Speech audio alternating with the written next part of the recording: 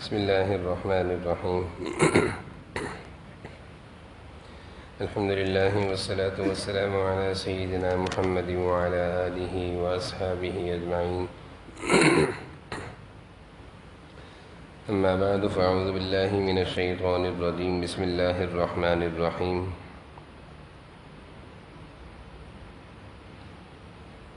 إن الله يدخل الذين آمنوا وعملوا الصالحات جنات تجري من تحتها الأنهار والذين كفروا يتمتعون ويأكلون كما تأكل الأنعام والنار مثوى لهم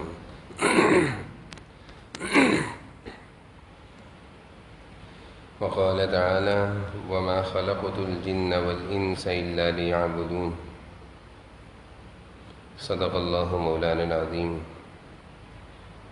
اللهم صل على سيدنا ومولانا محمد وعلى آل سيدنا ومولانا محمد وبارك وسلم اللهم صل على سيدنا ومولانا محمد وعلى آل سيدنا ومولانا محمد وبارك وسلم میرے قابل احترام بزرگوں اور عزیز بھائیوں، قرآن کریم میں اللہ تعالیٰ نے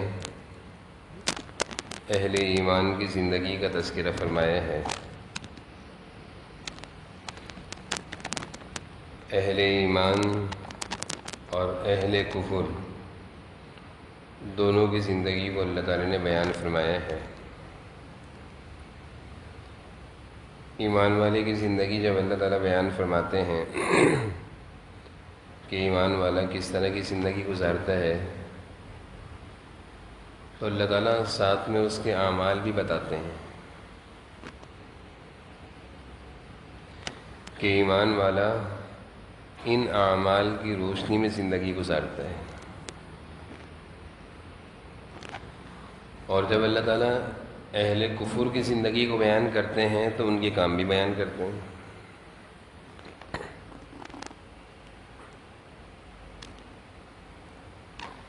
ان اللہ يدخل الذین آمنوا وعملوا الصالحات، یہ قرآن کریم کی آیت ہے، کئی جگہوں پر آئی ہے۔ اللہ تعالیٰ فرماتے ہیں کہ ایمان والا ایمان والی زندگی گزارنے کے لیے نیک اعمال کرتا ہے، اور پھر اس کے ساتھ اللہ نے فرمایا والذین کفروا، اور جو ایمان سے محروم ہیں، ایمان کی روشنی سے محروم ہیں، کافر ہیں، یتمتعون ویأکلون کما تأکل الانعام، اللہ تعالیٰ فرما رہے ہیں ان کا زندگی کا مقصد کھانا پینا، اور پھر آگے اللہ نے فرمایا ایسے کھاتے ہیں جیسے جانور کھاتے ہیں، ان کا رہنا ان کا کھانا پینا جانور جیسے جانوروں سے جو اللہ تعالیٰ نے تشبیہ دی ہے، اس کو سمجھنے چاہیے کہ جانور جو ہے اس کی زندگی کا کوئی مقصد نہیں ہے، اس کی زندگی کا مقصد کھانا، سانس لینا، ہانپنا، بیٹھنا، پھر چلنا چرنا، یعنی چلنا چرنا، تو اس کے بعد اس کی زندگی کا کوئی مقصد نہیں ہے جانور کے سامنے۔ بے مقصد کی زندگی جانور گزارتا ہے، اللہ تعالیٰ فرما رہے ہیں کافر بھی بے مقصد کی زندگی گزارتا ہے، اس لیے اس کی طرح ہے۔ تشبیہ یہ ہے، ہم جانوروں کے معاشرے کو دیکھتے ہیں، جانوروں کا بھی ایک معاشرہ ہے، ایک سوسائٹی ہے، ان کا جنگل ان کی سوسائٹی ہے، لیکن اس سوسائٹی میں ان کی زندگی کا کوئی مقصد نہیں ہے، نہ کسی کے ساتھ ہمدردی ہے، نہ خیر خواہی ہے، نہ بھائی چارگی ہے، کچھ بھی نہیں ہے۔ یہ نہیں دیکھا ہوگا آپ نے کہ کوئی جانور مرا ہو تو دوسرا جانور اس کا جنازہ اٹھا کر لے جا رہا ہو، یہ نہیں دیکھا ہوگا کہ کوئی جانور دوسرے جانور کے لیے کھانے کی ٹرے سجا کر لے جا رہا ہو، بلکہ وہاں پہ ہر جانور دوسرے جانور کو کھانے کے لیے دوڑ رہا ہوتا ہے کہ موقع مل جائے اس کا کام ہو جائے، میرا پیٹ بھر جائے۔ یہ جانوروں کا معاشرہ ہے، یہ جنگل ہے، یہ جنگل کا معاشرہ ہے کہ وہاں پہ کیا چھینا چپٹی ہے، جس کا زور چلتا ہے وہ اپنا کام کر لیتا ہے، پیٹ بھر لیتا ہے۔ دیکھیں اللہ تعالیٰ نے ایسے نہیں انسانوں کو جانوروں سے سمجھایا ہے، سمجھنے کی چیز ہے کہ اس معاشرے میں اس معاشرے میں ہمدردی نہیں ہے، جنگل میں ہمدردی نہیں ہے، نہ ہی وہاں کوئی ہمدردی کی تقریریں ہوتی ہیں، وہاں پہ آپ نے نہیں دیکھا ہوگا کہ کوئی بیمار ہو اور دوسرا اس کی بیمار پرسی کر رہا ہو. وہاں پہ آپ نے نہیں دیکھا ہوگا کہ دو لڑ رہے ہوں تیسرا آ کر لڑائی چھڑوا رہا ہو. جانور میں ایسا نہیں ہے. وہاں پہ یہ نہیں دیکھا ہوگا کہ چھینے جھپٹی پر پابندی ہو کہ بھائی بری بات ہے گندی بات نہیں، کیونکہ وہ جانور ہیں، وہ مقصد زندگی سے خالی ہیں. لیکن انسانی معاشرے میں جب ایسا کچھ ہو رہا ہوتا ہے تو پھر افسوس سے کہنا پڑتا ہے کہ ہم لوگ جانوروں کے معاشرے میں رہ رہے ہیں. سمجھے فرق؟ کہ ہمارا وہ معاشرہ تھوڑی ہے، ہماری تو تربیت ہے. ہمیں تو تربیت ملی ہے کہ کسی کی تکلیف میں، دکھ میں، غم میں شامل ہو جاؤ. کوئی بیمار ہے اس کے سرانے جا کے بیٹھ جاؤ. ابا اماں کی طبیعت ٹھیک نہیں ہے، اٹھاؤ بٹھاؤ خیریت پوچھو، دوائی کے لیے لے کر جاؤ. کسی کا انتقال ہو جائے تو اس کی پوری طریقے سے کفن دفن غسل قبرستان، یہاں تک سکھایا کہ کندھا دو گے ثواب ملے گا.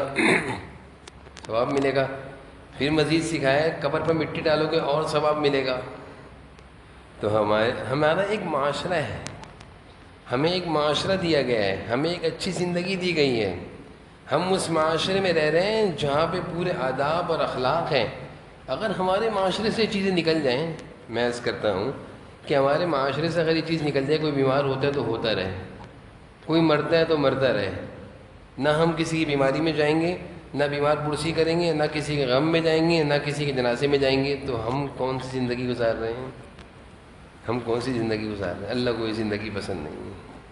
اللہ تعالیٰ کو یہ زندگی پسند نہیں ہے. اللہ تعالیٰ نے ہمیں ایمان کی دولت سے نوازا ہے، تو ہم ایمان والی زندگی گزاریں گے تو ہم مسلمان ہیں. اور اگر ہم ایمانی زندگی سے محروم ہیں تو ہم کہاں کے مسلمان ہیں؟ ہم کیسے مسلمان ہیں؟ ایک کافر معاشرے کی مثال ہے. ایک اسلامی ریاست میں کافروں کی طرف سے ایک نمائندہ آیا، جا کر اسلامی ریاست کا معائنہ کر کے آؤ. تو اس نے معائنہ کیا. معائنہ کرنے کے بعد وہ اس دکاندار کے پاس گیا. اسلامی معاشرے کی مثال بتا رہا ہوں، کتابوں میں یہ لکھا ہے، تاریخی کتابوں میں واقعہ. اس نے دکاندار سے کہا بھائی مجھے یہ چیز چاہیے. وہ اس شہر کا نہیں تھا، اس علاقے کا نہیں تھا، وہ کسی دوسرے ملک سے آیا تھا اسلامی معاشرے کو دیکھنے کے لیے کیسے رہتے ہیں مسلمان کیسے ہوتے ہیں. تو وہ دکاندار کے پاس جا کر کہنے لگا مجھے یہ چیز چاہیے. دکاندار کے پاس وہ چیز تھی، دے بھی سکتا تھا، دینے سے منع کر دیا، میں نہیں دوں گا. کیوں نہیں دے رہے؟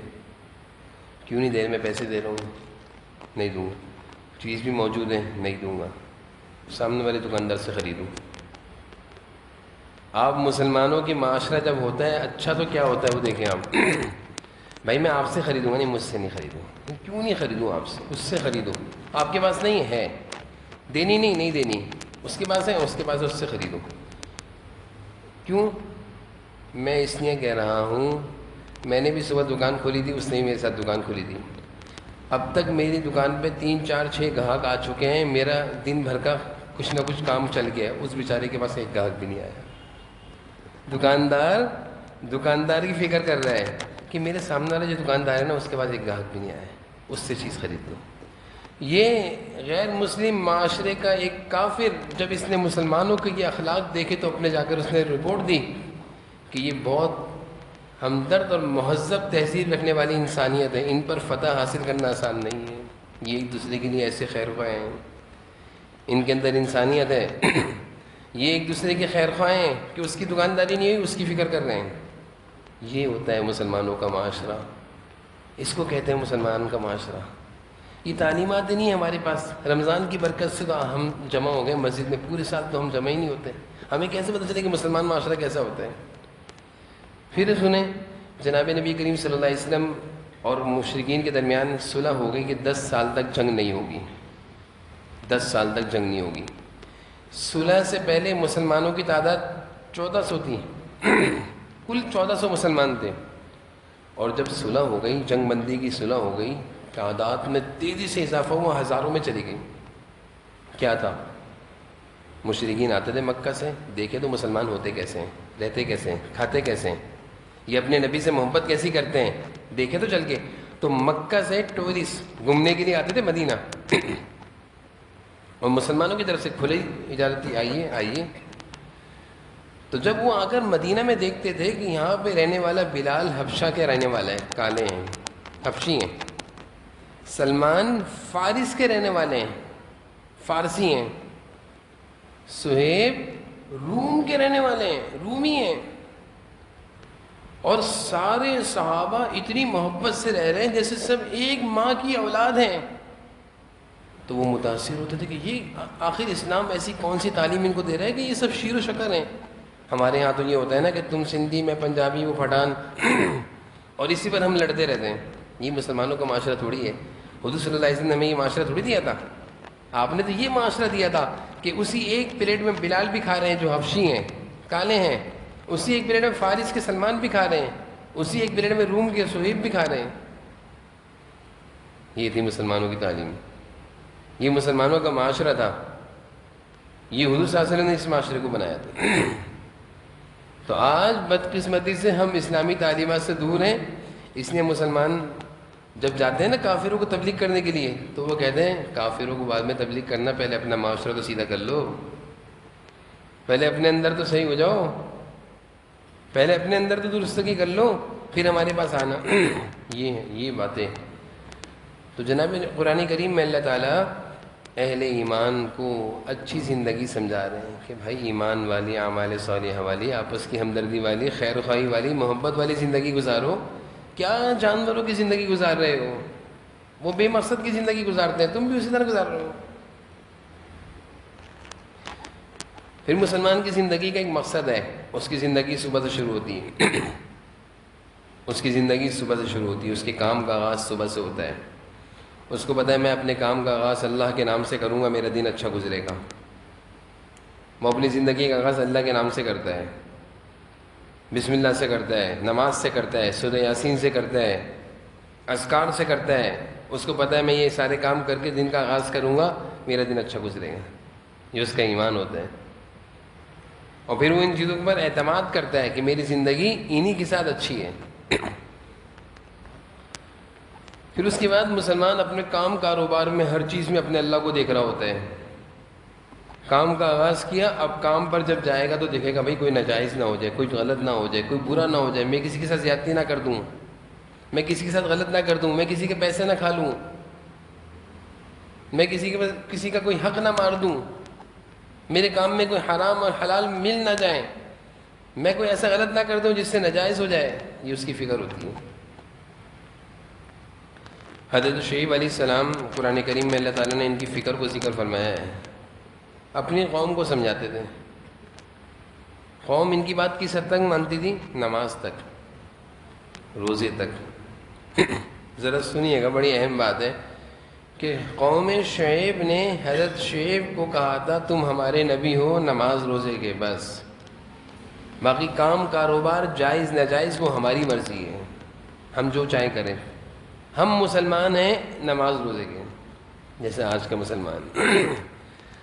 مسلمان نماز کا مسئلہ پوچھ لے گا، زکوٰۃ کا مسئلہ پوچھ لے گا، لیکن کبھی کاروبار کے بارے میں مشورہ نہیں کرے گا. پتہ ہے میں غلط کر رہا ہوں، پتہ ہے میں غلط کر رہا ہوں، مولوی صاحب منع کر دیں گے، مفتی صاحب فتویٰ دے دیں گے غلط کر رہا ہوں، میں ناجائز کر رہا ہوں. اس لیے آج کا مسلمان یہی کر رہا ہے. قوم شعیب کو جب حضرت شعیب علیہ السلام نے سمجھانا شروع کیا کہ اے قومی، میری قوم کے لوگوں، تم کام کاروبار میں غلط کر رہے ہو، ڈنڈیاں مارتے ہو، زیادتی کرتے ہو، اس سے باز آ جاؤ. قوم شعیب کا جواب سنیں. اللہ تعالیٰ نے اس جواب کو قرآن میں ذکر فرما دیا. یا شعیب اصلاتک تأمرک ان نترک ما یعبد آباؤنا او ان نفعل فی اموالنا ما نشاء. اے شعیب، جب تک آپ ہمیں نماز کا کہتے تھے بہت اچھے لگتے تھے آپ ہمیں. میں بھی یہاں بیٹھ کے نماز کی تقریر کر دوں، نماز پہ فضائل بیان کر دوں تو مزہ آئے گا، اور میں بھی ناجائز اور حرام کی باتیں شروع کر دوں تو فکر پیدا ہو جائے گی ہمارے اندر تو نہیں ہے. تو حضرت شعیب کو کہنے لگے یا شعیب اصلاتک تأمرک، جہاں تک تم نماز کا کہتے تھے وہ تو ہمیں تمہاری بات ماننا تسلیم تھا، لیکن او ان نفعل فی اموالنا ما نشاء، جو میں چاہوں اپنے مال کے بارے میں، اس بارے میں تمہیں کچھ کہنے کا حق نہیں ہے. یہ حضرت شعیب علیہ السلام کی قوم کی سوچ تھی. اللہ نے کہا اچھا تمہاری سوچ چلے گی، تم جو کہو گے وہ ہوگا، مال میں تم ناجائز لوگوں کا حق مارو گے، ڈنڈیاں مارو گے، ناپ تول میں ڈنڈی مارو گے، ساری قوم کو اللہ نے ہلاک کر دیا، سب کو اللہ نے ہلاک کر دیا، ختم کر دیا، مٹا دیا صفحہ ہستی سے۔ زبردست عذاب آیا، سب کے سب ہلاک ہو گئے۔ قصور کیا تھا؟ نماز نہیں پڑھتے تھے، نماز کو تو مانتے تھے، پڑھتے تھے، زکوٰۃ کے بھی معترف تھے، عبادتیں بھی کرتے تھے، اپنے نبی کی تعلیمات پر جو مذہبی تعلیم تھی اس کو مانتے تھے، لیکن جس تعلیم سے ہمارے مال پر ضد آتی تھی کہ یہ نہیں ہوگا، یہ تو آج ہو رہا ہے ہمارے معاشرے میں بھی، تو یہ ہو رہا ہے کہ نماز پڑھتے ہوں گے، اور عجیب حیرانگی کی بات یہ ہے، اللہ تعالی ہمیں سمجھ عطا فرمائے، کہ زندگی بھر پورے سال لوگوں کا حق مارتے ہوں گے، حق دباتے ہوں گے، کسی کی مال پر قبضہ، کسی کی زمین پر قبضہ، اور رمضان آئے گا ایک عمرہ کرنے جائیں گے، سب معاف کرا کر آ جائیں گے۔ یہ سوچ بنی ہوئی، یہ سوچ بنی ہوئی۔ کتنے لوگ، میں حیران ہوں، ایک صاحب کہہ رہے ہیں کہ میرے فلاں صاحب نے اتنے پیسے لیے، میں دینے کو تیار نہیں ہے، کہتے ہیں نہیں تو عمرہ کرنے کے پاس کہاں سے پیسے آ گئے ان کے، اپنی فیملی کو عمرہ کرانے لے کر گئے ہیں۔ سوچ یہ بن گئی ہے، توبہ استغفار، سوچ یہ بن گئی ہے کہ سارے سال سب کے ساتھ جو مرضی کرو، رمضان میں ایک عمرہ کراؤ، بس عمرے کے لیے 2-3 لاکھ خرچ کرو، باقی کروڑوں پہ ہیرے پھیری کرتے رہو۔ یہ سوچ بن گئی، یہ کیسے ہم معاف ہوں گے، کیسے ہم معاف ہوں گے؟ جناب نبی کریم صلی اللہ علیہ وسلم کے پاس، میں نے ایک حدیث آپ نے بار بار سنی ہوگی موقع کے لحاظ سے، آپ نے فرمایا صحابہ سے میری امت کا مفلس کون ہے؟ صحابہ نے کہا مفلس تو اس کو کہتے ہیں جو فقیر ہو، جس کے پاس مال نہ ہو، جس کے پاس مال نہ ہو۔ جناب نبی کریم صلی اللہ علیہ وسلم نے ارشاد فرمایا نہیں، میری امت کا مفلس یہ نہیں ہے، میری امت کا مفلس یہ ہے، کل قیامت کے دن آئے گا، نیکیوں کے، نمازوں کے، روزوں کے، حج اور عمروں کے پہاڑ لے کر آئے گا، پہاڑ جتنی عبادت لے کر آئے گا، اللہ کے سامنے پیش ہوگا، ادھر سے حقدار آئیں گے، ایک آئے گا اللہ اس نے میرے اتنے پیسے دیے تھے، ایک آئے گا اس نے میری زمین پر قبضہ کیا تھا، ایک آئے گا اس نے مجھے مارا تھا، ایک آئے گا اس نے مجھے ظلم کیا تھا، اللہ کہیں گے دیتے رہو اس کی نیکیاں۔ وہاں تو نیکیاں چلیں گی نا کرنسیوں میں، پیسہ تو نہیں چلنا، اللہ کہیں گے دیتے رہو اس کی نیکیاں۔ نیکیاں تقسیم کرتے کرتے اس کی نیکیوں کے پہاڑ، حج اور عمرے سب ختم، خالی ہو گیا۔ اب بھی حدیث میں آتا ہے حقدار باقی ہوں گے، اللہ تعالیٰ کہیں گے اب ان کی گناہ اس کے اوپر ڈالو۔ نیکیوں کا پہاڑ لے کر آیا تھا، گناہوں کا پہاڑ لے کر جہنم میں جائے گا۔ یہ کیا ہے؟ یہ مال ہے۔ میں اپنے ساتھیوں سے کہتا ہوں، ہمارے نوجوان ساتھی بیٹھے ہوئے تھے، میں نے کہا بیٹا کوشش اس بات کی کرنا کہ پیسے گنتے وقت نیت یہ کر لینا اس کا پیسہ میری طرف نہ ہے، میرا چلے جائے تو پرواہ نہیں ہے۔ مثال ہے، دودھ کی دکان پر گئے، دودھ لیا، بقیہ پیسے آئے، گنتی کرتے وقت یہ نیت کر لیا کرو کہ یار زیادہ تو نہیں دے دی ہے، یہ نہیں نیت کرو کم دیے ہیں، یہ نیت کرو زیادہ تو نہیں دے دی، کہیں اس کا حق میری طرف نہ آ جائے، میرا حق ادھر چلے جائے، پرواہ نہیں ہے۔ کیونکہ اگر میرے پیسے ادھر چلے گئے تو میری تو پکڑ نہیں ہے نا، ہماری تو پکڑ نہیں ہے نا، اگر ادھر کے پیسے ادھر آ گئے پھر تو ہماری پکڑ ہے، پھر تو وہی حضور صلی اللہ علیہ وسلم کی حدیث ہے کہ حقدار آتے رہیں گے اور نیکیاں تقسیم ہوتی رہیں گی۔ تو ہم نے کیا سمجھ رکھا ہے کہ دین بہت آسان ہے، نماز روزے کا نام ہے، مال میں ہماری مرضی ہم جو کریں، ایسا تو نہیں ہے، ایسا تو نہیں ہے۔ دین تو ہمیں پوری زندگی سکھاتا ہے، زندگی گزارنے کے آداب سکھاتا ہے، زندگی کا آغاز، اختتام، اپنے معاملات کی درستگی، پھر معاملات کی حد تک نہیں، پھر گھریلو زندگی آ جاتی ہے، گھریلو زندگی۔ گھر کی زندگی اللہ نے دی ہے، ایک مقصد دے کر دی ہے۔ قرآن کریم میں اللہ نے کہا یہ گھر کی زندگی جو ہے، میاں بیوی کی زندگی، یہ سکون اور محبت کی زندگی ہے، یہ آپس کے اتفاق اور اتحاد کی زندگی ہے۔ اگر گھر کی زندگی سے تمہیں یہ سب کچھ مل رہا ہے تو صحیح ہے، اگر نہیں مل رہا تو تم گھر کی زندگی بیکار ہے، پھر بیکار ہے۔ بے سکونی کی زندگی، ایسی زندگی کس کام کی؟ اللہ فرما رہے ہیں وَالَّذِي خَلَقَكُم مِّن نَّفْسٍ وَاحِدَةٍ وَجَعَلَ مِنْهَا زَوْجَهَا لِيَسْكُنَ إِلَيْهَا۔ ہم نے میاں بیوی کا رشتہ اس لیے بنایا کہ یہ سکون سے رہیں، محبت سے رہیں، اتفاق سے رہیں۔ اگر گھر کی زندگی میں یہ نہیں تو بیکار ہے۔ آپ زندگی دیکھیں، میں عرض کر رہا ہوں کہ مختصر وقت میں ایک مسلمان کے سامنے اپنی زندگی تو آ جائے کہ ہم نے صبح سے شام تک کرنا کیا ہے، گھر والوں کے ساتھ کیسے رہنا ہے، کام کاروبار کیسا کرنا ہے، دن کا آغاز کیسا کرنا ہے، پتہ چلے میں ہر جگہ سے متعلق ہمارے پاس پوری ہدایات ہیں، ہر جگہ سے متعلق پوری رہنمائی ہے۔ حضرت سلمان فارسی رضی اللہ عنہ کو ایک یہودی کہنے لگا کہ تمہارے دین نے تمہیں سب کچھ سکھایا ہے، تمہارے دین میں ہر چیز کے بارے میں تعلیمات ہیں؟ حضرت سلمان فارسی فرمانے لگے ہاں، ہمارا دین ہمیں ہر چیز کے بارے میں تعلیم دیتا ہے، بطور فخر کے، فخر سے، جذبے سے بتا رہے ہیں ہمیں گھر کی زندگی کس طرح گزارنی ہے، ہمیں کام کاروبار کیسا کرنا ہے، ہم نے اپنی صبح کا آغاز کیسا کرنا ہے، ہم نے اپنے معاملات کیسے کرنے ہیں، ہم نے اپنی عبادت کیسے کرنی ہے۔ اچھا، پھر آخر میں سلمان فارسی فرمانے لگے ہمیں ہمارا دین بیت الخلاء میں جانا بھی سکھاتا ہے، ہم جانور نہیں ہیں کہ جانوروں کی طرح اپنی حاجت کریں گے، نہیں، ہمیں ہمارا دین، ہمارا مذہب کہتا ہے بیٹھ کر کرو۔ میں یہ بتانا چاہ رہا ہوں کہ ہماری تعلیمات مذہبی ہر جگہ کی ہیں، ہم خود اس کو تعلیمات کو لیتے نہیں ہیں۔ یہ تھوڑی کہ ہم جانور ہیں، جیسے جانوروں کی طرح کھڑے ہو کر کھا لیا اور کھڑے ہو کر حاجت سے فارغ ہو گئے، نہیں، ہم جانور نہیں ہیں۔ اللہ فرمانے جانور دوسرے تم نہیں ہو، ہمیں تو اللہ نے انسانیت دی ہے۔ جناب نبی کریم صلی اللہ علیہ وسلم سواری پر تشریف لے جا رہے ہیں، آپ کی سواری بدک گئی، آپ کی سواری ایک جگہ پہنچ گئی، بدک گئی، بے قابو ہو گئی، جیسے جانور اچھلنے لگتا ہے نا، آپ کی اونٹنی بے قابو ہو گئی، آپ نے اپنی اونٹنی روکی، ادھر دو قبریں تھیں، تو یہ جو قبر کا عذاب ہوتا ہے، اللہ تعالیٰ کا نظام ہے، انسانوں کے علاوہ سب کو قبر کا عذاب پتہ چلتا ہے، جانوروں کو قبر کا عذاب پتہ چلتا ہے، انسانوں کو نہیں پتہ چلتا۔ اللہ کہتے ہیں پردہ ہے، پردہ ہٹ جائے گا نا اگر پتہ چل گیا۔ تو وہاں دو قبریں تھیں، ان دو قبروں میں عذاب ہو رہا تھا، اندر عذاب قبر چل رہا تھا، اس عذاب قبر کو حضور صلی اللہ علیہ وسلم کی سواری نے محسوس کر کے بدک گئی۔ احادیث کا مضمون ہے، مفہوم ہے، آپ صلی اللہ علیہ وسلم نے سواری روک دی، خاموشی اختیار کرنے کے بعد فرمایا ان دونوں قبر والوں کو عذاب ہو رہا ہے، اور پھر یہ بھی فرمایا کہ یہ عذاب بھی ان کو دو وجہوں سے ہو رہا ہے، دو وجہوں سے عذاب ہو رہا ہے۔ ان کے اندر دو برائیاں تھیں، کھڑے ہو کر پیشاب کرتے تھے، پیشاب کی چھینٹیں آتی تھی، اس سے بچتے نہیں تھے۔ استنجا کی چھینٹیں عذاب قبر ہے، یہ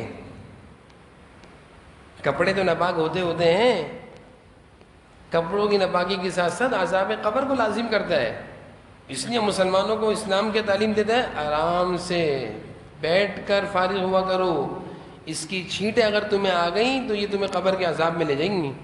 جناب نبی کریم صلی اللہ علیہ وسلم فرما رہے ہیں ان کو اس لیے عذاب ہو رہا ہے، ایک تو یہ استنجا کی چھینٹیں سے نہیں بچتے تھے، اور دوسرا فرمایا چغل خور تھے، ادھر کی بات ادھر، ادھر کی بات ادھر، اس کی اس کو لگا دی، اس کی اس کو لگا دی، لڑوا دیا، خوش ہو رہے ہیں، خوش ہونے کی ضرورت نہیں ہے، قانون ہے، جیسے تم کسی کے لیے کھڈا کھودو گے خود اس میں گرو گے۔ دنیا میں کچھ عذاب ایسے ہیں اللہ کی طرف سے، آخرت میں تو وہ عذاب ملنے ہیں، دنیا میں بھی وہ عذاب ہوتے ہیں۔ ان میں سے ایک یہ بھی ہے کہ انسان کسی کے ساتھ برا کرتا ہے، کسی کو رسوا کرتا ہے، اللہ تعالیٰ اس کو گھر بیٹھ کے ذلیل و رسوا کرتے ہیں کسی کے ساتھ برا کرنے والے۔ تو میں یہ عرض کر رہا تھا، اسلام ہمیں ہر چیز کے بارے میں پوری تعلیمات دیتا ہے کہ ہم نے کس طرح کی زندگی گزارنی ہے، کام کاروبار کس طرح کرنا ہے، ہمارا لین دین، معاملات، ہماری معاشرت، ہمارا گھر، ہماری زندگی کا آغاز کیسا ہونا چاہیے، ہر چیز کے بارے میں اسلام ہمیں تعلیم دیتا ہے۔ پھر اللہ تعالیٰ کی طرف سے مزید ہدایات ہیں، بچے ہیں، اللہ نے اولاد دی ہے، گھر کی زندگی کا آغاز ہو گیا بیوی سے، اب اللہ نے اولاد دی ہے، اللہ تعالیٰ فرماتے ہیں اچھی تربیت کرو، نیک بناؤ، ان کو نیک بناؤ، ان کی فکر کرو، قو انفسکم، اپنے آپ کو بھی آگ سے بچاؤ، اپنے گھر والوں کو بھی آگ سے بچاؤ، یہ فکر ہے۔ یعنی ایک مسلمان کے اندر کن کن چیزوں کی فکر ہونی چاہیے وہ میں عرض کر رہا ہوں۔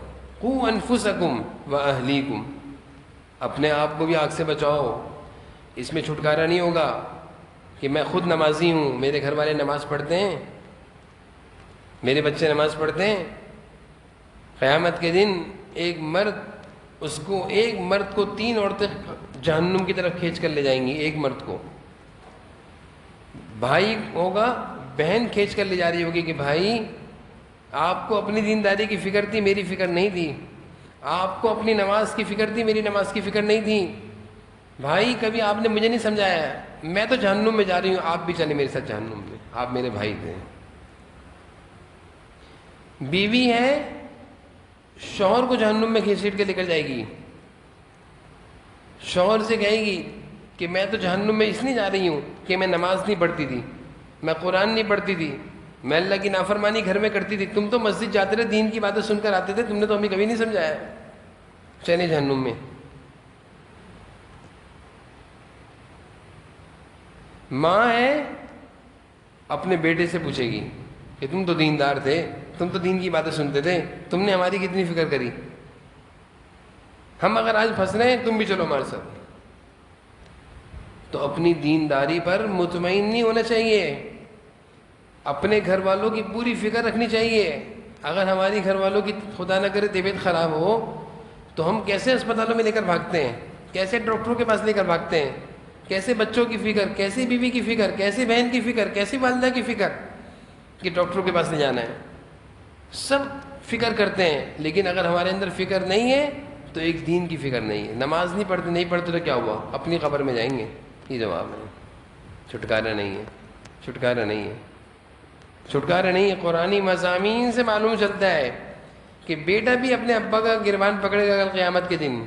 قرآنی مضامین سے معلوم چلتا ہے کہ بیٹا بھی ابا سے پوچھے گا کہ ابا میں تو آپ کی ماتحتی میں تھا، آپ کی سنا کرتا تھا، آپ نے میری زندگی کے جو فیصلے کیے میں نے قبول کیے، آپ نے مجھے جس تعلیمی ادارے میں ڈالا میں چلا گیا، آپ نے تو مجھے کبھی نہیں کہا نماز پڑھ لو، قرآن سیکھ لو، قرآن پڑھ لو دین پر، آپ نے تو مجھے کبھی کچھ نہیں کہا، میں ایک بہترین ڈگری حاصل کر کے بہترین کمپنی میں جاب کرتا رہا، آپ نے میری کبھی آخرت کی فکر ہی نہیں کری۔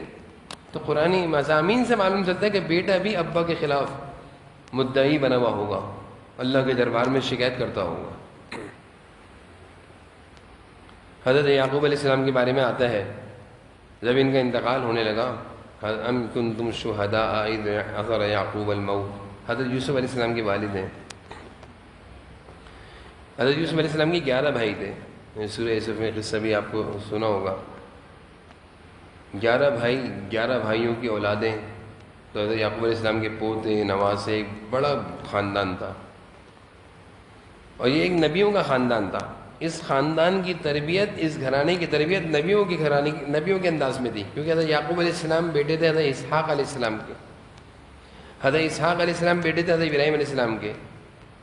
یہودیوں کے جتنے سلسلہ چلا ہے سب حضرت اسحاق علیہ السلام حضرت یعقوب علیہ السلام سے چلا ہے، یہاں سے سارا یہودیوں کے نبی اسی سلسلے میں آئے، حضرت موسیٰ علیہ السلام بھی اسی خاندان میں آئے، حضرت یوسف علیہ السلام کی اولادوں میں سے حضرت موسیٰ علیہ السلام۔ اور جناب نبی کریم صلی اللہ علیہ وسلم کا جو سلسلہ نبوت چلا ہے وہ حضرت اسماعیل علیہ السلام سے چلا ہے۔ حضرت ابراہیم علیہ السلام کے 2 بیٹے تھے، حضرت اسماعیل، حضرت اسحاق۔ حضرت اسماعیل علیہ السلام سے جناب نبی کریم صلی اللہ علیہ وسلم کا سلسلہ چلتا ہے نبوت کا، اور حضرت یعقوب علیہ السلام، حضرت یوسف علیہ السلام، حضرت موسیٰ علیہ السلام سے حضرت اسحاق علیہ السلام کا سلسلہ چلتا ہے۔ تو حضرت یعقوب علیہ السلام، یہ انبیاء علیہ السلام کے گھرانے کی بات کر رہا ہوں میں، انبیاء علیہ السلام کے گھرانے کی بات۔ جب انتقال کا وقت قریب آیا، ام کنتم شہداء اذ حضر یعقوب الموت، موت کا وقت قریب ہے۔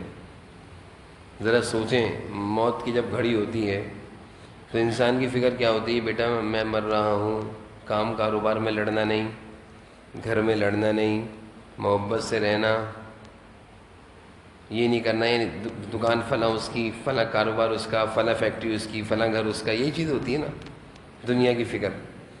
حضرت یعقوب علیہ السلام کی فکر اتنی پیاری فکر تھی، اللہ تعالیٰ نے اس پوری فکر کو قرآن کریم میں یہ پہلے پارے کے آخر میں بیان کر دیا، الف لام میم کے آخر میں اللہ تعالیٰ بیان فرما رہے ہیں کہ جب حضرت یعقوب کا انتقال ہونے لگا تو حضرت یعقوب نے اپنے سارے بیٹوں کو جمع کیے، 11 بیٹے تھے، 11 بیٹے بھی تھے، ان کے ساتھ پوتے بھی تھے، نواسے بھی، سب آ گئے، ساری اولاد کو جمع کر لیا۔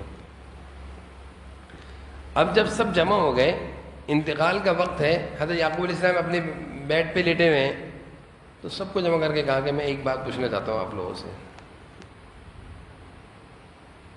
بات کیا ہے؟ سوال کیا ہے؟ سوال سنیں، ان لوگوں سے کیا جا رہا ہے جن کی تربیت انبیاء علیہ السلام کے گھر میں ہے۔ اے میرے بیٹو، اذ قال لبنیہ ما تعبدون من بعدی، میرے بعد تم کس طرح کی زندگی گزارو گے، کس کی عبادت کرو گے، اللہ کی مرضی پر چلو گے، اللہ کی مرضی کو چھوڑ دو گے؟ آپ اندازہ لگائیں، یہ وہ گھرانہ ہے جن کی تربیت ساری نیکی اور تقوی والی ہے، لیکن اتنی تربیت کے باوجود بھی حضرت یعقوب علیہ السلام کی فکر کیا ہے؟ حضرت یعقوب علیہ السلام کی فکر یہ کہ میرے بعد تم کس طرح کی زندگی گزارو گے، میرے بعد تم لوگ کس طرح کی زندگی گزارو گے، فکر بٹھایا ہوا سب کو. سارے بچے بیٹھے ہوئے ہیں، بچے تھے، سب نے ایک آواز سے کہا ابا آپ کس سلسلے میں پریشان ہو رہے ہیں؟ ہماری تربیت آپ لوگوں نے ایسی کی ہے کہ ہو سکتا ہے کہ ہم آپ کے دنیا سے جانے کے بعد اللہ کی نافرمانی میں جائیں. ہماری تربیت ہے، اچھے ابا کی تربیت، اچھے والدین کی تربیت سے اچھی اولاد نظر آتی ہے. کہنے لگے قالوا نعبد الہک و الہ آبائک ابراہیم و اسماعیل و اسحاق الہا واحدا. ہم نے جس طرح اپنے ابا کو، اپنے دادا کو، پردادا کو کرتے دیکھا، ہماری تربیت جو ہمارے ابا آپ نے، ہمارے دادا پردادا نے کی، جس طرح کی زندگی انہوں نے گھر کی گزاری، ابا نعبد الہک و الہ آبائک ابراہیم و اسماعیل و اسحاق الہا واحدا ونحن له مسلمون. ہم اس طرح کی زندگی مسلمان ہو کر گزاریں گے. یہ سوچ دیکھ رہے ہیں حضرت یعقوب علیہ السلام کی سوچ اور فکر، اور بچوں کا جواب. سارے بچوں نے ایک ساتھ جواب دیا کہ آپ کیسے سوچ سکتے ہیں کہ ہم آپ کے دنیا سے جانے کے بعد ہم لوگ بگڑ جائیں گے؟ ہماری تربیت بہترین کی ہے آپ نے، ہم آپ کے زندگی جو ہم نے آپ کی دیکھی ہے ہم اسی طرح کی زندگی گزاریں گے. لیکن یہ سوچ ہوتی ہے، یہ ہوتی ہے سوچ والدین کی. یہ اولاد کی جب تربیت ہوگی تو جب ہم دنیا سے جا رہے ہوں گے تو ہماری اولاد کے منہ سے اس طرح کی باتیں سننے کو ملیں گی. یہ تربیت، یہ سوچ، یہ فکر. نعبد الہک و الہ آبائی.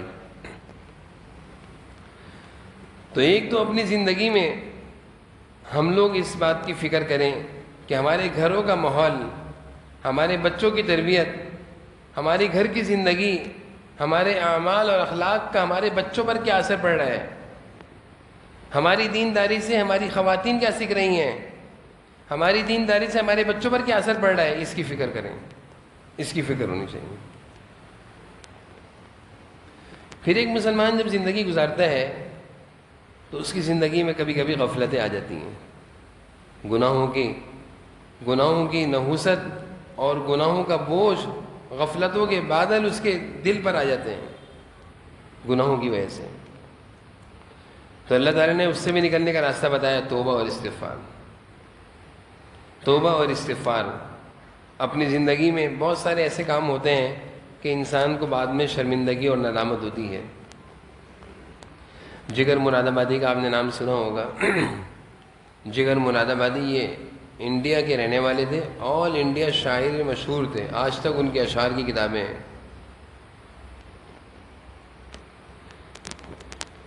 شراب پیا کرتے تھے، شعر و شاعری بہترین کیا کرتے تھے.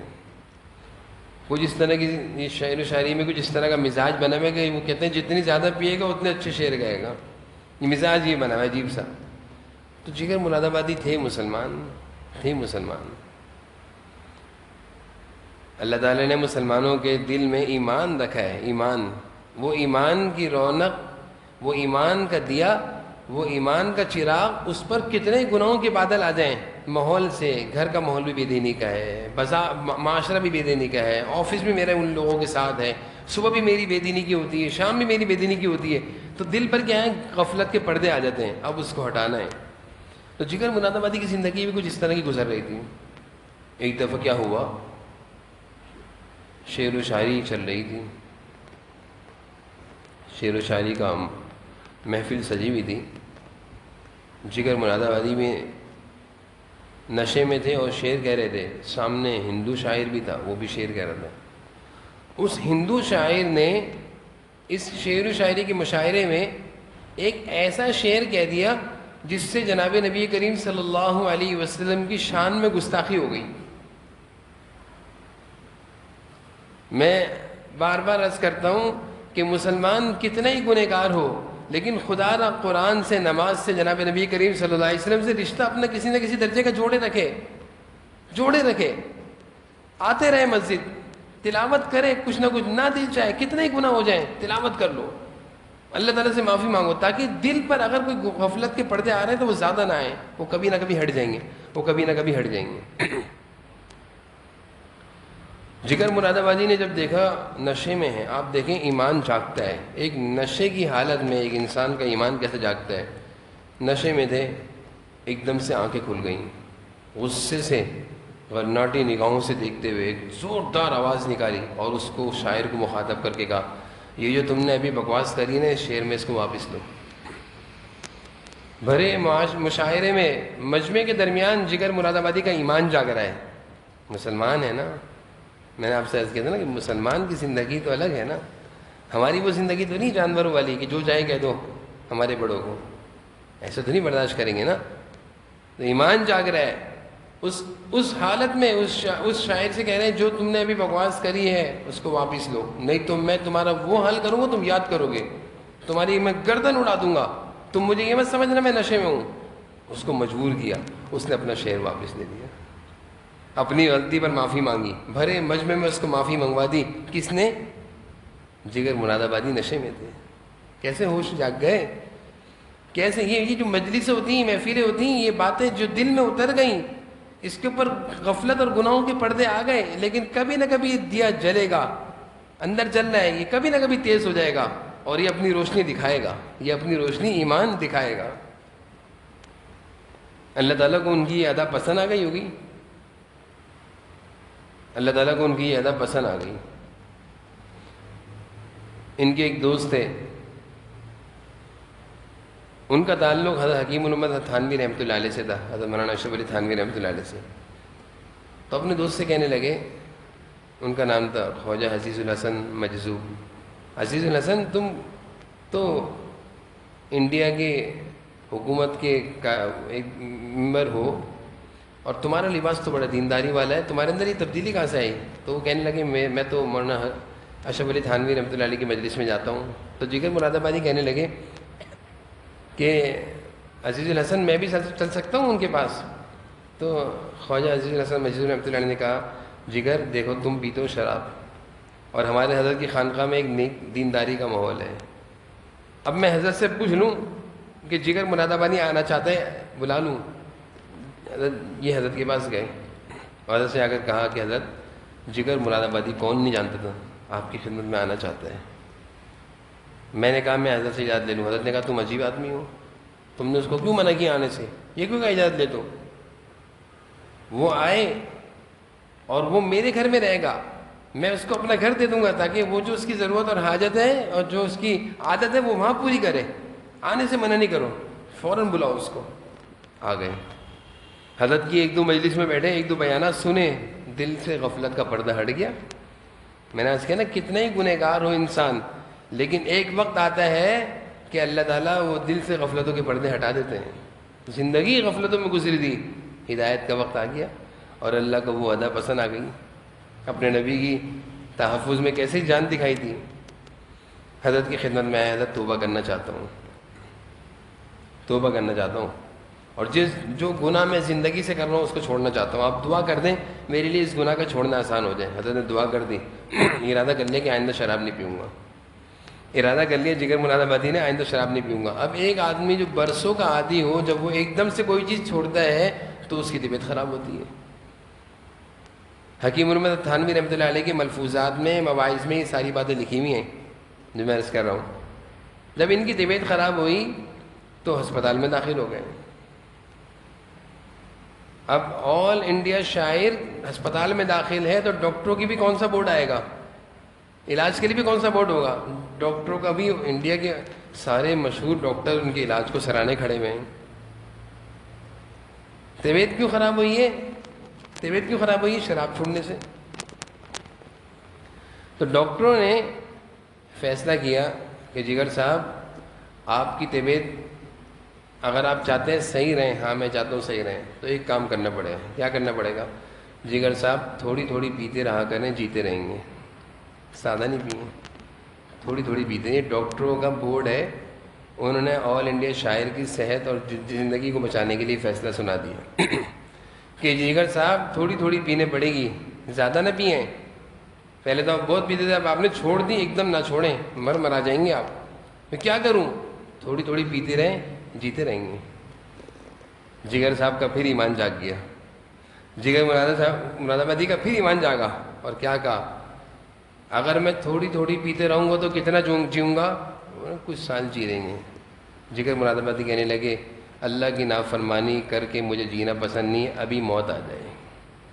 اللہ کی نافرمانی چھوڑنے پر اگر ابھی موت آتی ہے، مجھے موت پر لبیک کہ میں ابھی مرنے کو تیار ہوں، لیکن اب پیتا پیتا نہیں جیوں گا، اب نہیں پیے گا جگر۔ جگر نے توبہ کر لی ہے۔ کیا تھا یہ؟ ایمان تھا بھائی، یہ ایمان تھا۔ اللہ نے وہ ایمان اندر رکھا ہے۔ ایمانی محافل، ایمانی مجلسیں، ایمانی علماء کی صحبتیں، نیک لوگوں کی صحبتیں، کبھی نہ کبھی وہ ایمان جاگتا ہے۔ حضرت عمر کا دور ہے، حضرت عمر کا دور ہے، دور خلافت ہے۔ ایک بوڑھا گلوکار جو گانے گایا کرتا تھا، بوڑھا گلوکار گانا گایا کرتا تھا، جب یہ بوڑھا ہو گیا تو لوگوں نے اس کی آواز میں وہ بات نہیں رہی، لوگوں نے گانا سننا چھوڑ دیے، لوگوں نے گانا سننے چھوڑ دیے۔ اب یہ بوڑھا مدینہ میں دور دراز کے قبرستان میں ایک قبر میں پڑا ہوا ہے، مرنے کے انتظار میں،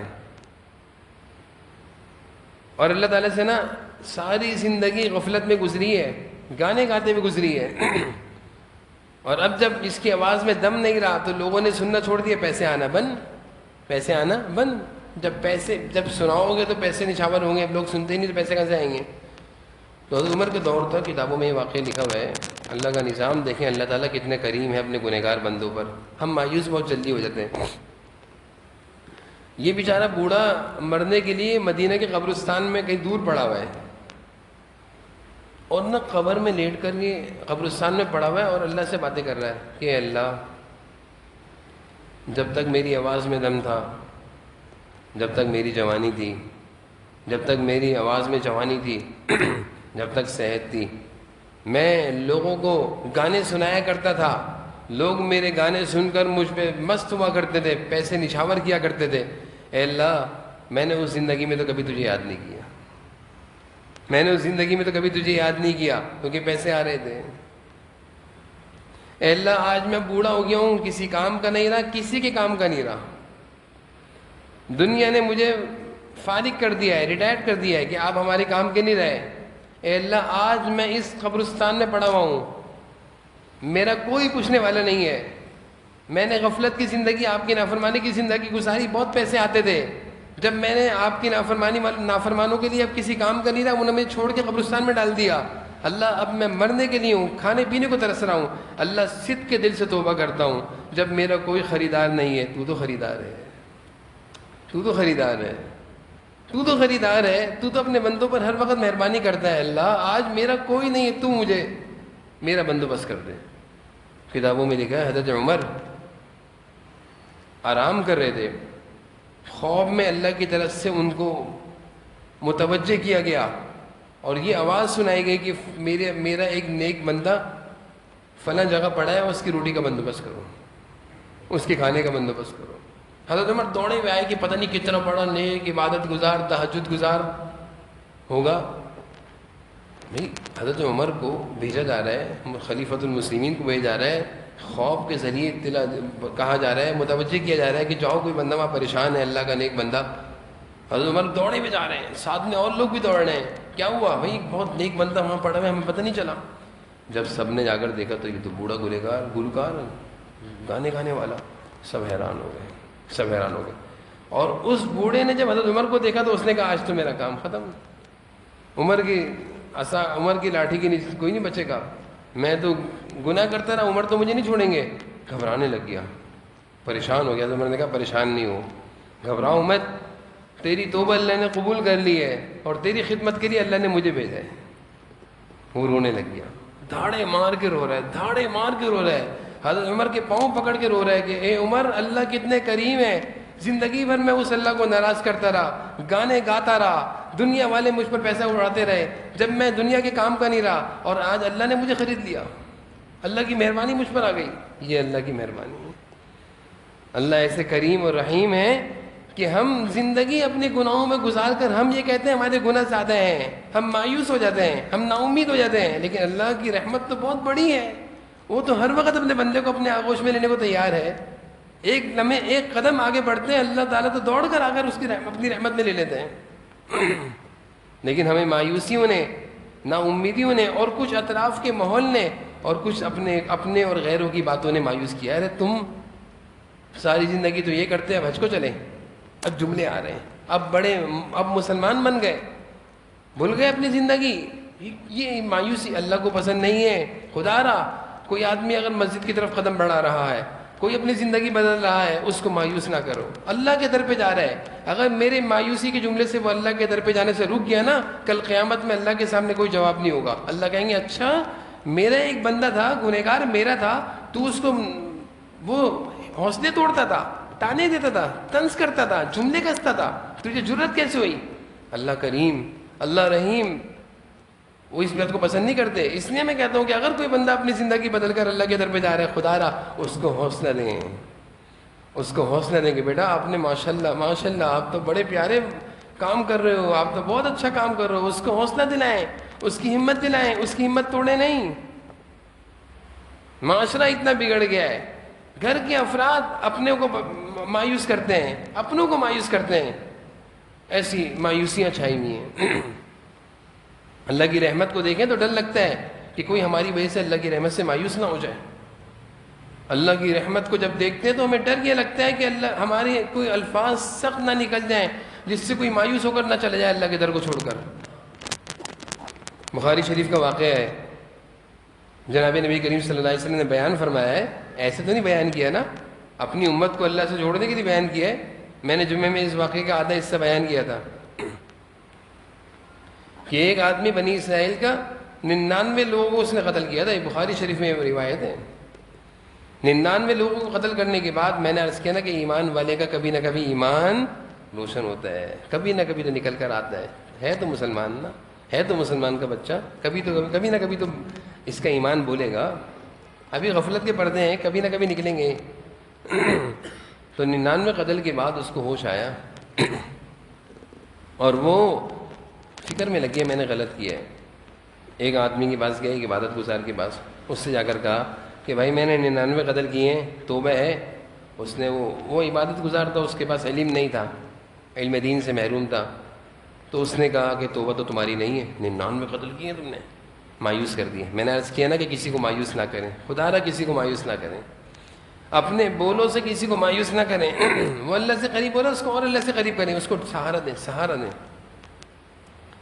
تو اس عبادت گزار جس کے پاس علم کی روشنی نہیں تھی، اس نے کہا تمہاری تو توبہ ہے ہی نہیں. اس نے اس کو بھی قتل کر دیا. توبہ نہیں تو تمہیں بھی فارغ کرتا ہوں میں. 100 قتل کر دیے، 100 قتل، 100 آدمیوں کا قاتل. پھر یہ گیا، کسی طلب تھی دل میں، طلب تھی دل میں، جستجو تھی کہ میں نے اپنے آپ کو بدلنا ہے. دیکھو یہ جستجو اللہ کرے ہمارے اندر پیدا ہو جائے، یہ طلب اللہ کرے ہمارے اندر پیدا ہو جائے، یہ فکر ہمارے اندر پیدا ہو جائے کہ میں نے بدلنا ہے اپنے آپ کو. یہ بیچارہ گھومتا رہا، گھومتے یہ ایک عالم دین کی خدمت میں پہنچ گیا. اللہ نے ان کو علم دیا تھا. ان کی خدمت میں جب یہ پہنچا تو ان سے جا کر کہا کہ بھائی بات سنو، 100 آدمیوں کو قتل کیا ہے میں نے، 100 آدمیوں کو. قتل معمولی جرم نہیں ہے، سب سے بڑا جرم قتل ہے. کیا میری توبہ ہے؟ وہ عالم دین کہنے لگے کس نے کہا توبہ نہیں ہے؟ کیسے توبہ نہیں ہے؟ کیوں نہیں ہوگی توبہ؟ اللہ کے مجرم ہو، اللہ تعالیٰ تو بہت کریم ہے، ضرور اللہ تمہاری توبہ قبول کریں گے. اچھا، اس کو امید ہو گئی، امید دلا دی، امید ہو گئی اس کو. اچھا میں کیا کروں؟ جب انسان کو امید لگتی تو پھر انسان کہتا ہے میں کروں کیا؟ تو وہ عالم دین کہنے لگے ایک کام کرنا پڑے گا کہ جس ماحول میں تم رہے ہو، جن دوستوں کے درمیان بیٹھ کر تم نے یہ جرائم کیے ہیں، جس سوسائٹی میں رہتے ہوئے تم نے یہ سارے کام کیے ہیں، اس سوسائٹی کو چھوڑو. اور دیکھو سامنے ایک راستہ جا رہا ہے، اس راستے پر ایک نیک لوگوں کی سوسائٹی آتی ہے. بعض حدیث میں اس سوسائٹی کا نام بھی ہے نیکوں کی سوسائٹی، عربی میں اس کا نام ذہن میں نہیں آ رہا. تو سامنے جاؤ، اس راستے پر ایک نیک لوگوں کی سوسائٹی آتی ہے، وہاں چلے جاؤ، یہاں سے نکل جاؤ. اس نے کہا اچھا ٹھیک ہے. طلب تھی نا، ایک لمحہ نہیں سوچا، ایک منٹ ہی نہیں سوچا. ہمیں کوئی کہے کراچی چھوڑو لاہور چلے جاؤ، ہم 100 مرتبہ سوچیں گے. ہمیں کوئی کہے یہ والا علاقہ چھوڑ کے دوسرے علاقے میں چلے جاؤ، ہم 100 مرتبہ سوچیں گے. لیکن جس کے اندر طلب ہو نا، وہ لمحے نہیں سوچتا، وہ کہتا ہے نہیں اللہ کو راضی کرنا ہے، اللہ کرے یہ طلب پیدا ہو جائے. تو اس بندے نے، اس سچے طالب نے کہا کہ ٹھیک ہے. اسی وقت نیک لوگوں کی طرف چل پڑا، اسی وقت نیک لوگوں کی بستی کی طرف چل پڑا. ابھی یہ پہنچا نہیں تھا، ابھی راستے کا آدھا بھی حصہ طے نہیں ہوا تھا، موت کا فرشتہ آ گیا، موت کا وقت آ گیا، انتقال ہو گیا۔ جیسے ہی اس کا انتقال ہوا، ابھی تو نیک لوگوں کی بستی میں نہیں پہنچا تھا، ایک دم سے جنت کے فرشتے اور جہنم کے فرشتے آ گئے۔ اللہ کا نظام دیکھیں، یہ ساری حدیث ہے جو میں عرض کر رہا ہوں، حضور صلی اللہ علیہ وسلم بیان کر رہے ہیں اور اپنی امت کے حوصلے جوڑ رہے ہیں، حوصلے بلند کر رہے ہیں، مایوسیوں کو دور کر رہے ہیں، اللہ سے جوڑ رہے ہیں کہ اللہ اتنے رحیم ہے، تم کیوں مایوس ہو دو بھائی۔ تو جہنم کے فرشتے بھی آ گئے، جنت کے، اب دونوں فرشتوں میں تکرار ہو رہا ہے، مقابلہ ہو رہا ہے، بحث و مباحثہ ہو رہا ہے۔ کس بات پر؟ جہنم والے کہہ رہے ہیں ہم لے کر جائیں گے۔ کیوں لے کر جاؤ گے بھائی؟ یہ چلا تھا نیک لوگوں کی طرف، ابھی سے توبہ نہیں کی تھی، توبہ کر لیتا، پاک صاف ہو جاتا تو ہم اس کو نہیں لے جاتے۔ جنت والے فرشتے کہہ رہے ہیں چل تو پڑا تھا نا، نیکی کی طرف قدم تو اٹھا لیے تھے نا، نیک لوگوں کی طرف چل تو پڑا، قدم تو اٹھ گئے تھے، بس نیک لوگوں میں شمار ہے۔ اللہ کا نظام دیکھیں، نیک لوگوں کی طرف چلا، اب نیک لوگوں میں سے ہو گیا، ابھی اس نے توبہ نہیں کری، ابھی ان کو دیکھا نہیں ہے، ابھی اس بستی میں بیٹھا نہیں ہے، ابھی نیک لوگوں کی محفل میں نہیں گیا، ابھی ان کے ہاتھ میں توبہ نہیں کی، کچھ بھی نہیں۔ ابھی ان لوگوں کا تکرار ہو رہا ہے، فرشتے جہنم کے اپنی دلائل دے رہے ہیں، جنت کے فرشتے اپنے دلائل دے رہے ہیں۔ اللہ تعالیٰ نے ایک فرشتے کو انسانی شکل میں بھیج دیا، میں جاؤ فیصلہ کروں۔ فیصلہ اللہ نے اپنے بندے کے حق میں کروانا تھا، فیصلہ اللہ نے اپنے گنہگار بندے کے حق میں کروانا تھا، اپنی مخلوق کو، اور حضور صلی اللہ علیہ وسلم نے اپنی امت کو یہ سکھانا تھا کہ اللہ کی رحمت دیکھو کتنی لگی ہوئی ہے۔ اس نے آ کر کہا کہ بھائی بات سنو، لڑائی ختم کرو، ایک کام کرو، دونوں طرف کے راستے کو طے کر لو، جدھر سے یہ چلا ہے اور جدھر یہ جا رہا ہے، پیمائش کر لو، جہاں کا راستہ کم ہو، اگر یہ نیک لوگوں کی بستی سے زیادہ قریب ہو چکا ہے تو نیک لوگ جنت کے فرشتے لے جائیں گے، اور اگر یہ بھی نیک لوگوں کی بستی سے دور ہے اور گنہگاروں کی بستی سے قریب ہے، یعنی اس کا سفر ابھی زیادہ طے نہیں ہوا تھا، تو پھر جہنم کے فرشتے لے جائیں گے۔ اب یہ پیمائش شروع ہو گئی، پیمائش شروع ہوئی، اللہ کا نظام دیکھیں، اللہ نے نیک لوگوں کی بستی کو حکم دیا تقربنی، اس سے قریب ہو جاؤ۔ دیکھیں دنیا کو سمیٹنا اللہ کے لیے تو کوئی مشکل نہیں ہے، اللہ کے پاس تو سب کچھ ہے۔ اللہ نیک لوگوں کی بستی جو اس سے دور تھی اس کو کیا کہہ رہے ہیں اللہ؟ تقربنی، اس سے قریب ہو جاؤ۔ گنہگاروں کی بستی سے بھی یہ چلا تھا، وہ زیادہ قریب تھی، اللہ اس کو کہہ رہے ہیں تباعدنی، دور ہو جاؤ، تباعدنی، دور ہو جاؤ، دور ہو جاؤ۔ اس بستی کو اللہ نے دور کر دیا، زمین کو کھینچ دیا، ادھر سے زمین کو سگیڑ دیا، نیک لوگوں سے قریب کر دیا۔ اور روایت میں آتا ہے جب اس کا انتقال ہو رہا تھا، آخری روح نکل رہی تھی، تو اس نے اپنا منہ نیک لوگوں کی بستی کی طرف کر لیا تھا۔ اللہ میں چل تو پڑا ہوں، مرتے وقت اس نے کیا کیا تھا؟ اپنا منہ نیک لوگوں کی بستی کی طرف کر دیا تھا۔ جب پیمائش شروع ہوئی تو اس کی پیمائش نیک لوگوں کی بستی سے قریب نکلی، فرشتے جنت کو اٹھا کر لے گئے، جنت کے فرشتوں نے اس کو اٹھایا، یہ ہمارے ساتھ جنت میں جائے گا۔ ابھی آپ دیکھیں اللہ کی رحمت، اللہ کی مہربانیاں دیکھیں، کیسے کریم اللہ ہیں، اتنے مہربان اللہ اور اتنے رحیم و کریم اللہ سے ہم کیوں مایوس ہوتے ہیں بھائی؟ ہم کیوں مایوس ہوتے ہیں؟ ہمارے گناہ بڑھے ہیں یا اللہ کی رحمت بڑی ہے؟ ہم اپنے اللہ سے قریب ہونے کا جب وقت ہوتا ہے تو ایک دم سے گناہوں کا انبار دل پر آ کر گرتا ہے کہ ہم تو ایسے تھے، ہم کہاں پاک ہو سکتے ہیں؟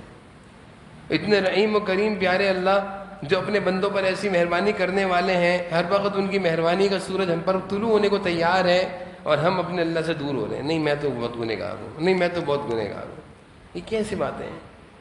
تو بھائی ان پیاری اور مبارک راتوں میں، ان پیاری اور مبارک راتوں میں، اور پھر یہ رمضان کی آخری لمحات، آخری گھڑیاں ہیں، اللہ کی رحمت ہماری طرف متوجہ ہے، کچھ پتہ نہیں ہے کہ کسی نے اللہ سے درد دل سے، صدق دل سے یہ کہہ دیا اللہ مجھے معاف کر دیں، اللہ تعالیٰ قبول کر لیں گے۔ نہ وہاں رونا شرط ہے، نہ وہاں رونا شرط ہے، نہ وہاں زیادہ آہو زاری شرط ہے۔ حدیث ہے آپ صلی اللہ علیہ وسلم ارشاد فرما رہے ہیں ابکو، رونا آتا ہے رو، رونا نہیں آ رہا فتباکو، رونے جیسی شکل بنا لو، اس پر بھی اللہ معاف کر دیں گے۔ بتاؤ ذرا، ہمارے لیے شریعت میں ہر جگہ آسانی ہے، یعنی ہمارے بہت سارے گناہوں پر آنسو بہانا ضروری نہیں ہے۔ بعض دفعہ دعا کرتے رونا نہیں آتا تو پریشان ہونے کی ضرورت نہیں ہے، جناب نبی کریم صلی اللہ علیہ وسلم ارشاد فرما رہے ہیں رونا نہیں آتا مت پریشان ہو، مایوس مت ہو. رونے جیسی شکل بنانا کیا مشکل ہے؟ دیکھیں نا، ایک بھیکاری ہوتا ہے، جب اس کو مانگنا ہوتا ہے تو وہ بھیکاریوں جیسا لباس بھی پہنے گا، پھٹا ہوا لباس. وہ اپنی شکل بھی بھیکاریوں جیسی بنائے گا، وہ اپنے بال بھی بھیکاریوں جیسے بنائے گا، اپنی چال بھی بھیکاریوں جیسی بنائے گا. اس کو پتہ ہے کہ اگر میں نے یہ سب کچھ نہیں کیا تو میرا کام نہیں ہونا، میرا کام نہیں ہونا. اللہ تعالیٰ کی رحمت میں کیا ہے، کچھ بھی نہیں کرنا، صرف شکل بنا لو رونے جیسی، بس صرف شکل بنا لو رونے جیسی، اللہ کی رحمت متوجہ ہو جائے گی. تو بھائی ان مبارک راتوں میں پھر آج 27 شب کی طاق رات ہے، کیا بعید ہے کہ آج بھی شب قدر ہو. اور کچھ میں کہتا ہوں شب قدر نہ بھی ہو، احادیث سے معلوم چلتا ہے کہ رمضان کی ہر رات میں اللہ تعالیٰ اس وقت آوازیں لگا رہے ہیں. یہ تو حدیث ہے، اس کا تو انکار ہی نہیں. یہ تو ہر رات کے ساتھ ہے، شب قدر کے ساتھ نہیں ہے، سب راتوں میں. پہلی رات سے رمضان کی آخری رات تک اللہ تعالیٰ کی طرف سے یہ صدا لگ رہی ہے کوئی مغفرت چاہنے والا؟ اللہ تعالیٰ فرما رہے ہیں ہم سے، ہے کوئی معافی مانگنے والا؟ ہے کوئی اپنے گناہوں پر رونے والا؟ ہے کوئی جہنم سے خلاصی دینے والا؟ ہے کوئی اپنی مصیبت زدہ، ہم اس کی مصیبت دور کر دیں؟ یہ تو اللہ کی طرف سے صدائیں لگ رہی ہیں نا. ہمیں کیا کرنا ہے اب؟ صرف اللہ سے کہنا ہے اللہ ہم ہیں، اللہ ہم ہیں، ہم ہیں، آپ ہماری طرف متوجہ ہو جائیے، ہم اپنی رحمت کو ہماری طرف متوجہ کریے، ہمارے گناہوں کو معاف کیجیے، ہماری ضرورت اور حاجتوں کو پورا کر دیے. اللہ کو اپنی محتاجگی دکھانی ہے بس. اب تو شب قدر کی بھی ضرورت نہیں رہی نا، حدیث کے سامنے حدیث موجود ہے. اور شب قدر ہو تو سونے پہ سہاگا، اور اگر شب قدر نہیں تو یہ حدیث تو ہے نا کہ اللہ فرمارے مانگو، ہم مانگیں گے. اس لیے ان مبارک راتوں میں ایک بہت بڑا وظیفہ وہ دعا ہے، ایک بہت بڑا وظیفہ وہ دعا ہے. دعا بہت بڑا وظیفہ ہے. یعنی ہم زیادہ نفل نہیں پڑھ سکتے، 2-4 نفل پڑھ لیں. زیادہ تلاوت نہیں کر سکتے، تھوڑی بہت تلاوت کر لیں. صلاۃ التسبیح پڑھ لیں، 4-6 نفل پڑھ لیں، قرآن کریم کی تلاوت کر لیں. اس کے بعد دعا سب سے آسان عبادت، سب سے آسان عبادت اور سب سے بڑی عبادت کا ہے حدیث میں الدعاء مخ العبادہ، عبادتوں کا مغز ہے. جیسے جسمانی انسان کی ساخت مغز سے ہے، ہم مغز سے سلامت ہیں، مغز نہیں انسان فارغ ہے. ہاتھ کے بغیر انسان رہ سکتا ہے، پاؤں کے بغیر انسان رہ سکتا ہے. حدیث میں دعا کو کہا ہے مغز، مغز نہیں تو عبادت بھی نہیں ہے. سب سے آسان عبادت اور سب سے اہم عبادت وہ دعا ہے. دعا اللہ سے مانگنا سیکھیں، اللہ تعالیٰ سے مانگیں، ٹوٹے پھوٹے الفاظوں میں مانگیں، مانگیں مانگیں، جو منہ میں آ رہا اللہ سے کہیں پھر دیکھیں کیسے مسئلے حل ہوتے ہیں. آج ہم نے سب کچھ سب کے آگے مانگنا آتا ہے، اللہ کے آگے مانگنا نہیں آتا. ہم نے اپنے بڑوں سے سنا ہے کہ جو راتوں کو اللہ سے مانگتا ہے دن کی ذلت اور رسوائیوں سے اللہ اس کو بچا لیتے ہیں. جو اللہ سے مانگا کرتا ہے اللہ مخلوق کے آگے جھکنے سے بچا لیتے ہیں. جو اللہ کی بندگی اختیار کرے گا اللہ مخلوق کے آگے ذلت سے بچا لیں گے. اس کا اہتمام کرنا ہے. اللہ تعالیٰ ان مبارک راتوں میں ہم سب پر اپنی مہربانیوں کو خصوصی متوجہ کر دے. اور مایوس نہیں ہو، یہ سوچیں کہ متوجہ ہیں جبھی تو ہم یہاں بیٹھے ہوئے اللہ کے گھر میں. اللہ کے در میں ہم کیوں آئے ہیں؟ کتنے سارے اربوں کھربوں لوگ باہر ہیں، ہاں کتنے سارے ہمارے معاشرے میں گھر ہیں. اللہ نے ہمیں اگر اپنے گھر میں بلا لیا اس کا مطلب اللہ تعالیٰ نوازنا چاہتے ہیں. اللہ تعالیٰ ہمیں نوازنا چاہتے ہیں جبھی تو یہاں بٹھایا ہے اللہ نے.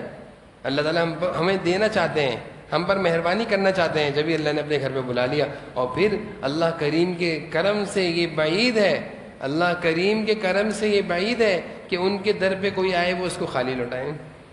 یہ تو دنیا والے بھی پسند نہیں کرتے کہ میرے گھر پہ کوئی آئے میں اس کو خالی لوٹاؤں، اچھا لگے گا. نہیں بھائی کچھ دے دو، کچھ دے دو، کچھ دے دو بھائی، عزت کا معاملہ ہے، کچھ دے دو. اللہ کریم کے کرم سے یہ بعید ہے کہ وہ خالی لوٹائیں، وہ تو جھولیاں بھر کے لوٹائیں گے انشاءاللہ. تو یہ جھولیاں بھرنے کا وقت ہے.